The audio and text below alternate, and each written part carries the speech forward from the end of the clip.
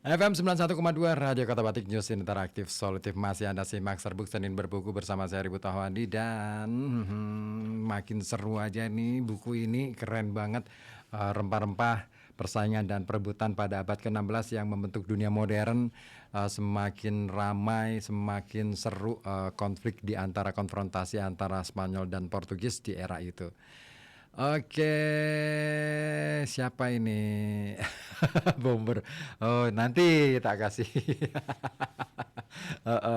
Wanto Salim juga ya. Iya, oh enggak, ini masalahnya bukan masalah itu. Nanti aku ngobrol soal itu ya. Aduh, di TikTok rame nih. Ada siapa lagi nih? Single apa ini? Mom. Murid kesayangan. Ya benar. Ada Pak Halidin di mana nih? Di Pekalongan aja sudah gabung lewat WA di 085554209122. Terima kasih dan saya lanjutkan lagi untuk apa bacaan buku malam hari ini. Absurditas yang tampak dari upaya untuk membagi dunia secara rapi ini dirangkum dalam sebuah cerita yang beredar di Badajoz. Beberapa delegasi Portugis yang hadir dalam komisi itu sedang berjalan di samping Guadiana ketika bertemu dengan seorang anak kecil yang sedang menjaga cucian ibunya. Anak itu bertanya kepada mereka, apakah mereka adalah orang-orang yang akan membagi dunia bersama sang kaisar? Dan ketika mereka menjawab ya, dia mengangkat bajunya dan memperlihatkan pantatnya yang telanjang kepada mereka sambil berkata, ayo tarik garismu di sini melalui bagian tengahnya. Ini kalau di sini udah marah-marah tuh ya. Hal ini membuat warga Badajoz merasa geli berbulan-bulan lamanya. Dalam pandangan sejarah yang sangat panjang, klaim bangsa Portugis bahwa kepulauan rempah-rempah dan Filipina berada di sisi garis Tordesillas fiksional mereka akan terbukti benar pada kemudian hari. Tetapi kemustahilan untuk menentukan garis bujur pada musim semi tahun 1524 menyebabkan seluruh diskusi itu sia-sia. Pada tanggal 31 Mei tahun 1524, pembicaraan dihentikan. 2 bulan kemudian armada Karl sudah siap untuk berlayar. Hal yang dipertaruhkan adalah keuntungan besar yang bisa diperoleh dari perdagangan rempah-rempah. Senin, tanggal 17 bulan Juli 1525, kami berangkat dari kota A Coruna menuju Kepulauan Maluku. Tempat cengkih tumbuh membawa 7 kapal dengan sekitar 450 orang dan kapal itu dipersenjatai dengan lengkap, baik dengan artileri maupun amunisi, serta banyak senjata lainnya. Inilah awal kisah ekspedisi lanjutan Karl dengan pemuda Baski berusia 17 tahun bernama Andres de Urdaneta. Tujuannya sudah jelas, hanya penguasaan yang bisa menyelesaikan perselisihan kartografi. Armada yang dihimpun oleh Karl lebih besar daripada armada yang dipimpin oleh Magellan. Capitana, kapal utama, Santa Maria de la Victoria adalah kapal yang cukup besar, berbobot 300 ton. Komando kedua, Sancti Spiritus, berbobot 250 ton. Diikuti oleh kapal-kapal lain dengan ukuran yang makin kecil. Anunciada, San Gabriel, Santa Maria de Paral, San Lesmes, hingga kapal kecil berbobot 50 ton, Santiago, kapal layar ringan untuk tugas tawar-menawar atau pengintaian. Besarnya armada ini menunjukkan niat kerajaan Spanyol. Komandan ekspedisi Garcia Joffre de Lauisa adalah seorang pelaut berpengalaman. Deputinya Juan Sebastian Elcano yang menjadi wakilnya karena pengetahuan dan keterampilan berlayarnya dan sekarang memimpin di Sancti Spiritus, telah mengajukan diri untuk turut serta dalam upaya kedua melintasi Selat Magellan. Awaknya yang berjumlah 450 orang termasuk sejumlah pelaut Baski berpengalaman yang memiliki ikatan kekerabatan dan sekampung halaman dengannya, termasuk Urdaneta Muda sebagai pelayan. Pemuda ini terpelajar, cerdas, jeli, dan sangat banyak akal. Jurnalnya kelak akan memberikan penjelasan lengkap tentang perjalanan yang akan mengubah hidupnya. Luar biasanya, 3 penyintas dari perjalanan pertama juga mengajukan diri untuk upaya kedua kalinya mengarungi laut lepas. Sementara penyintas lainnya yang tidak memiliki suara dalam hal ini terdiri dari beberapa penduduk pribumi yang diculik pada perjalanan pertama yang mungkin berguna sebagai juru bahasa. Loisa mendapatkan daftar berisi 53 instruksi yang dijelaskan dengan cermat berdasarkan pengalaman ekspedisi Magellan dan mencakup semua aspek pengambilan keputusan, kedisiplinan, prosedur berlayar, rute, perlakuan terhadap penduduk asli, strategi perdagangan, dan suksesi komando jika sang komandan meninggal. Kali ini tidak ada orang Portugis di atas kapal yang berpotensi memecah belah kesetiaan. Tetapi pengalaman menunjukkan kondisi rute barat yang buruk selalu rentan untuk menguji moral kelompok dan memicu pertikaian. Dan kegagalan untuk menyelesaikan perselisihan tentang demarkasi wilayah menyebabkan instruksi untuk Loisa dipenuhi dengan kontradiksi. Mereka sama sekali tidak boleh menemukan atau menyentuh daratan dalam batas-batas kekuasaan Raja Portugal yang belum terselesaikan. Mereka harus menghindari konflik bersenjata, kecuali jika mereka bisa menang tanpa membahayakan armada. Sementara pada saat yang bersamaan, harus menghindari kontak langsung dengan kubu Portugis di Kepulauan Maluku. Pendaratan harus dilakukan lebih ke utara untuk menghindari pertemuan dengan kubu Portugis yang telah menetap di sisi selatan.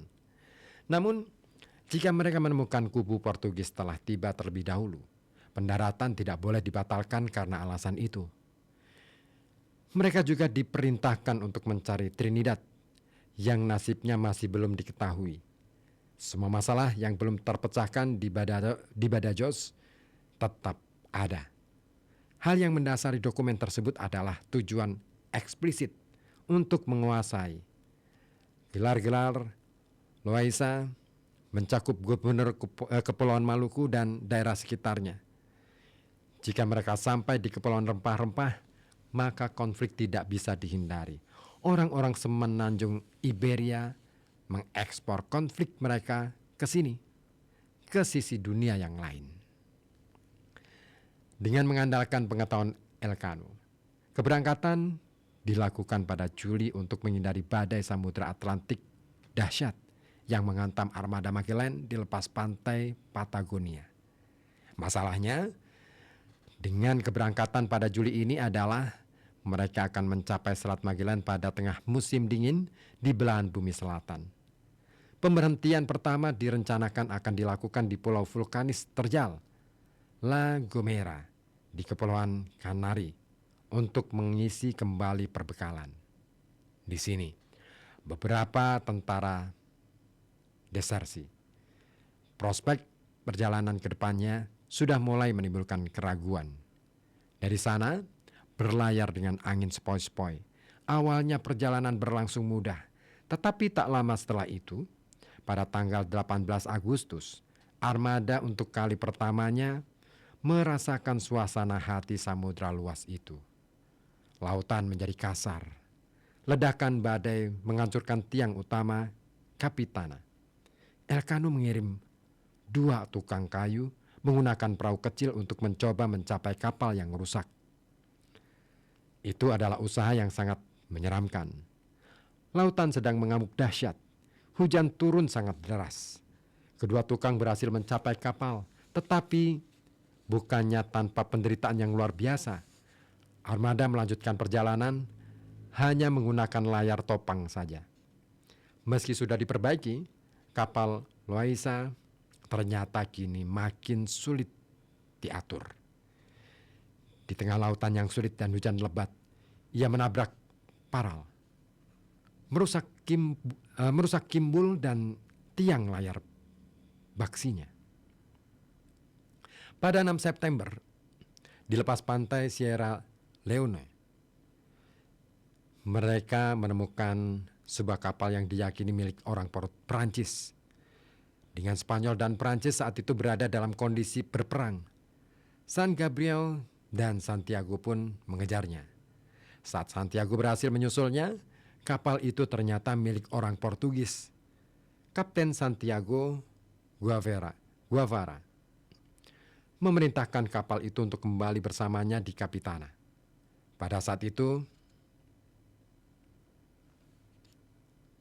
Komandan San Gabriel Acuna melepaskan tembakan ke arah kapal Portugis yang kini berada di bawah perlindungan Guevara.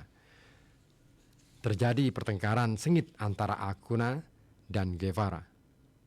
Mereka hampir membombardir satu sama lain. Kapal Portugis diperlakukan dengan hormat oleh Loaisa dan dipersilakan untuk melanjutkan perjalanan. Tetapi tekanan akibat ekspedisi itu sudah mulai terlihat jelas. Perjalanan menjadi makin sulit. Selama beberapa hari angin bertiup kencang melawan kami. Kemudian kami merana dalam ketenangan yang sangat hening. Sehingga dalam 1 bulan setengah kami tidak mengalami kemajuan lebih dari 150 liga. Kenang Urdaneta. Saat ketenangan hadir seusai badai dan angin berhenti berembus, ketidakpuasan mulai merebak. Di kapal Elcano, sekelompok perwira mulai resah, mungkin takut dengan kondisi yang menantang. Mereka menuntut agar kapal membatalkan rencana perlintasan Samudra Atlantik dan melanjutkan ke timur melewati Tanjung Harapan, pembangkangan langsung terhadap perintah imperial. Semua ini memuncak ketika armada mencapai Pulau Annobon, yang oleh orang Spanyol disebut San Mateo, di ujung Teluk Guinea. Di sini mereka menemukan sumber air yang bagus dan peluang untuk menambal kapal yang rusak. Urdaneta teringat ada tempat pemancingan yang sangat bagus dan banyak pohon palem. Kami juga menemukan ayam betina dan bukti keberadaan babi, serta banyak burung bebal. Kami memburu sejumlah besar di antaranya dengan tongkat. Kami menemukan banyak telur di dalam sarangnya. Pola makan ini bukannya tanpa bahaya. Dari Capitana, mereka menangkap seekor ikan yang sangat cantik. Mereka gambarkan sebagai ikan berparuh. Loaisa mengundang semua perwira untuk menikmati makan malam dengan menu ini. Semua orang yang memakan ikan itu terserang diare yang sangat parah, sehingga mereka kehilangan kesadaran dan kami berpikir mereka akan mati. Tetapi Sang Maha Pencipta menginginkan mereka semua untuk bertahan hidup. Setelah sembuh, Loaisa menjatuhkan hukuman kepada 2 kapten yang bertengkar, Acuna dan Guevara, serta memadamkan potensi pemberontakan di kapal Elcano. Dia bersiap untuk menyiksa para pemberontak guna mendapatkan kebenaran. Ketika jangkar Sancti Spiritus terlihat mengenai dasar lautan dan pengadilan itu langsung dibatalkan. Pulau ini, meskipun dengan keindahan tropisnya, adalah tempat yang menyeramkan. Kami menemukan tengkorak 2 lelaki yang tewas terbunuh dan di atas pohon tampak beberapa kata dalam bahasa Portugis yang berbunyi, "Di sini mati Juan Ruiz yang malang, karena dia pantas mendapatkannya." Mereka mungkin merasa lega saat meninggalkan tempat itu. Upaya untuk mengubah rute ekspedisi telah gagal, tetapi gelombang ketidakpuasan tetap bertahan. Namun pelayaran ke arah barat menuju benua Amerika mendatangkan banyak angin yang bagus untuk perjalanan kami, kenang Urdaneta. Dia tercengang dengan kekayaan dan drama kehidupan laut ikan terbang. Ikan paling indah yang pernah saya lihat. Terbang melayang di udara dengan sayap seperti kelelawar. Sebuah tembakan senapan dari kapal dan ikan besar lainnya sebesar tuna melompat keluar dari air lalu terbang hingga setengah panjang kapal mengejar ikan terbang itu. Burung-burung pun menukik ke permukaan laut untuk menyambar ikan terbang dari udara. Dalam upaya untuk menghindari satu sama lain, burung-burung itu terbanting ke atas kapal dan ketika mendarat di geladak kering, mereka tidak dapat bangkit lagi sehingga kami dapat menangkapnya. Lalu kejadian apa yang selanjutnya akan terjadi di buku ini diceritakan oleh buku Rempah-Rempah Persaingan dan Perebutan pada Abad ke-16 yang Membentuk Dunia Modern karya Roger Crowley akan Anda simak minggu depan. Tetap di mana? Iya betul, di Serbuk Senin Berbuku. Akhirnya dari kawasan Kurinci 7 FM 91,2 Radio Kota Batik, Serbuk harus pamit undur diri dari ruang dengar Anda. Terima kasih dan kita jumpa lagi minggu depan.